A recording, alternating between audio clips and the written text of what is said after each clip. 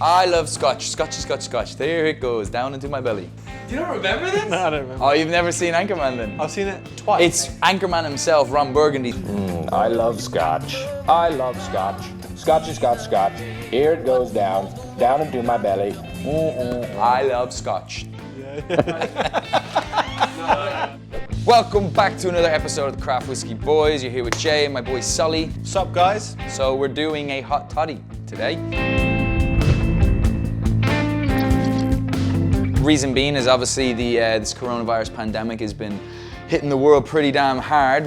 I got some rubber gloves. Thank you. I have a video that we can link above or maybe at the end of this video with a guy called Connor Reid who's from Wales, traditionally by way of Australia, living over in Wuhan, and he caught the coronavirus, and he told us on this video that he used hot whiskey, hot toddy, to ease his symptoms. It doesn't cure it, obviously, but what it does do, he said it worked better than Panadol or Nurofen or any of those types of over-the-counter medications that they're giving. We're gonna kind of teach you a really nice, flavorsome way that when you drink it, you're gonna love it, and you're gonna wanna drink more of it. Absolutely, and just on that, I've never taken aspirin, I've never taken paracetamol, I've never taken any of this, but I've done a lot of hot toddies in my time, and I very rarely get sick. So listen, about the hot toddy, some people say it was invented in India, and then there's other counteracting stories that a guy called Robert Bentley Todd, an Irish physician, was who invented it, his last name being Todd, hot toddy. I don't know if I believe that as much because in Ireland we don't call it a hot toddy, we call it a hot whiskey. So if an Irishman invented it, we'd probably have called it a hot toddy. That's unique and original. Yeah, we call it a hot whiskey, that's what it's called. No one says hot toddy in Ireland, it's a hot whiskey. So we're gonna make it the way I would make it normally, or you, Solly. Do you have a specific recipe you like to go off? This is a very fancy version. Usually the flu kind of creeps up on you, so you just go with what you got in the cupboard. Don't normally have Manuka in there. Sorry, Mum. Definitely don't normally have apple cider in the cupboards. Sorry again, Mum, even more. Generally mine's just with lemon and honey, hot water, and whiskey. Sometimes ginger, depending what I've got in the cupboards. Yeah, you've got a bit of ginger. Now, one of the best things to do when you're making it is give yourself a decent size lemon round, right? If you do it too thin like this and it goes in and you stud it, it's just gonna fall apart when the hot water hits it and everything else and you give it a stir. So definitely go for a decent size piece of lemon. That might be even slightly too thick, but it's pretty decent. So, you guys got that? Cool, and then we're gonna stud it with cloves. Right, so we're going to go with some Manuka honey. Those of you who are lucky enough to have this in your cupboard, you probably already know it's very good for antiviral, antibacterial. The higher the MGO, the more powerful the antibacterial properties are. So this is 60 plus, but really, if you can, go for over 100. Ooh, be a bit pricey, but the higher the MGO, the more expensive it is. So what we're going to do is put a little squeeze of honey in here first. Once Solomon has it open, it's ready to roll. It's already open. Now, while Solly's doing that, the whiskey we're going to use today, we've got Jameson Crested here, which is a higher proportion of pot still to grain. We wanted to use the Whistler or Monkey Shoulder because in the video with Connor Reid from Wuhan, he had initially a bottle of Whistler, which is an Irish brand. I can't remember which one it was that he used of the Whistler. When he ran out of that bottle, he then went into Monkey Shoulder.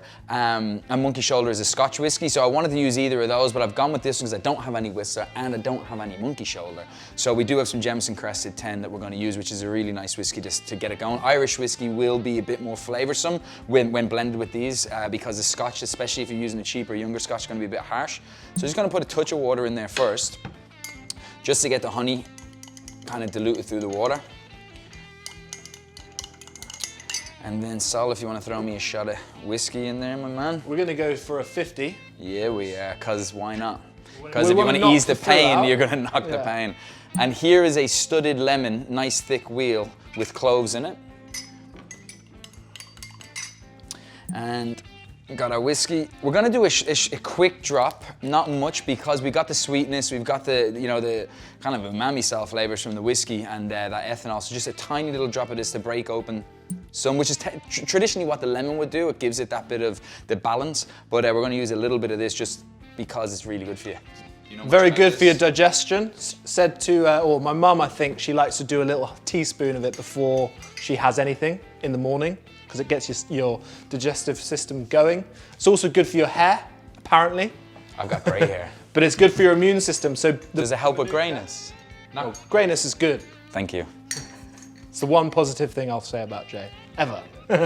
So Manuka is good for the immune system.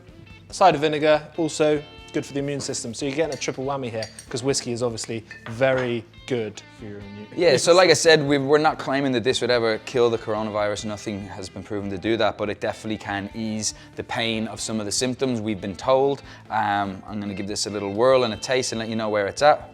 Good for the throat, the Manuka honey. Soothe it, maybe not fix it. That is, you could drink them all day. You'd be smashed. But do you want to try it? I'm not going to try that one, just in case. Got to be cautious, keep guys. social distancing, I personally disagree. So every time I feel myself getting, remotely fluey or fevery, I make several of these. I usually do a whole bottle. Don't try it at home, but it never gets me drunk. Really? I wake up the next day and the flu's gone. That's just what happens to me. I guess to sum it up, and this is a damn fine drink. You got the whiskey, first and foremost. People just think that what the whiskey does in this drink is it just numbs the pain. That does help, it helps you sleep clear and all. I mean, they even use whiskey in things like NyQuil, like 10% of that is alcohol, not whiskey per se, but alcohol. That's not just what it has. It has a thing called allegic acid. Allegic acid, it's got one of the highest concentrates of allegic acid in the whole world, whiskey. That's the same stuff that's found in red wine, the antioxidant properties, and all those types of things that come from allegic acid, much more than you'll get in a red wine. So whiskey has a lot of things that are actually scientifically proven to help fight the common cold, flus, things like that. Manuka? Antibacterial, antiviral, good for the immune system, all the good stuff. Pretty similar to a lot of the other stuff. Yeah, cloves are the same. They're antibacterial. Again, they're really good for the liver. They help regulate the liver. They can help with the likes of the whiskey and what damage it may do. I'm not making any medical claims, but this is just what we've read. Obviously, you got vitamin C in good quantities coming from the lemon, and then of course you got your cider vinegar, and we all know the benefits of that. So they're all in this one little drink. Maybe try it, see if it works for you. If not, go with something else, but it's just something that might be helping anyone that's watching this that might have a bit of a cold, a bit of a flu. God forbid you're suffering from something worse. Who knows, it might help. It helped Connor Reed. If you're not able to go out and get this stuff, you can do a simple version with, just regular honey, lemon, and you don't have to use whiskey. I've used rum before, it's fine, anything like that, and it will help. Yeah, anything that you've got, use it and try it, and you don't need all of the pieces that are here, like Sully said. You can make a simple version. Ginger works in it as well, if you, if you haven't got lemons. No cloves, just leave them out. Connor Reed didn't use the cloves. He didn't use some of the pieces that we're using like this, so just make it up. Experiment, maybe throw a bit of garlic in there. Can't hurt, can it? Won't taste good. Probably will though, because garlic's awesome. Smell like Sully then. All right, guys, that's us. If you liked it, please, subscribe for some more stuff. Give us some comments. Let us know if there's any other types of whiskeys, cocktails, things that you want us to review, make. I've owned my own bars. Sully's owned his own bars. We've had cocktail bars. We kind of have a good experience and knowledge of how to make these drinks. So, if there's anything you want us to kind of show you how to do, hit us up in the comment section and we'll be glad to do it. Also, drop your recipes for your own hot toddy in the comments as well, and we'll try them out at home and let you know what we think. Absolutely. I'm gonna go make one myself. Bro, you should. There's absolutely no rules. There is no rules. Just call that a Solomon sunrise. Solomon sunrise. Classic. Clink. Nice. So we can do that. That vinegar's amazing. Yeah, it's really good.